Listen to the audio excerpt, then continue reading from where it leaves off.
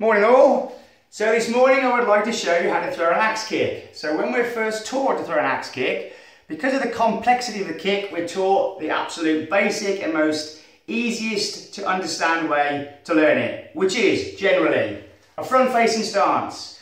Little tiny step, throw this leg up in the air so it travels up from the floor to the ceiling and back down again, aiming to strike your opponent or your target around the top of the head area.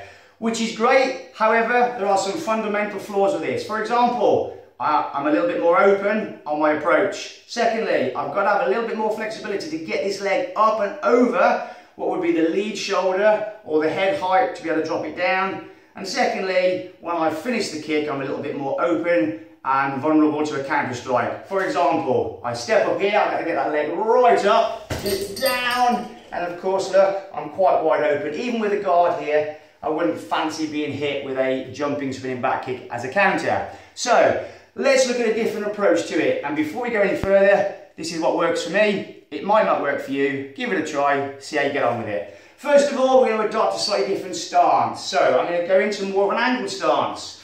So this is a front facing stance when our feet face in the same direction. This is more of an angled stance where my heel of the back foot and toes of the front foot are on the same line. So this is a slightly different change to the way we first learned how to throw an axe kick. From here, look, we've got a tiny little step up off the back foot here. This allows me to bring this foot off the floor. But when I do this step, I start to turn this back foot out slightly, which is going to allow me to open up the hips to get the angle of attack on the kick. So from here, look, as I step up here, this leg swings up and it hits and it lands back down again. So this gives me a couple of advantages. First of all, I can be a little bit further away. Secondly, I've got greater lean. So if this opponent throws something, I can lean right back out of the way of it here, look. As opposed to here, I'm very limited as how far I can move back. Secondly, it allows me to get the leg up over the lead shoulder or the opponent's head.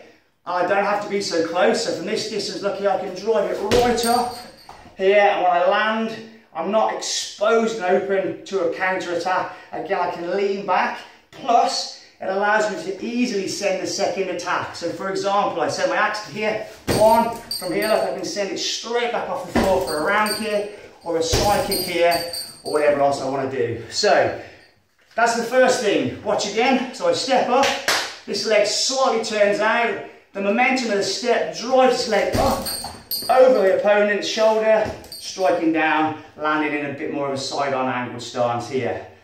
Alternatively, we can throw it like that, but a little bit closer.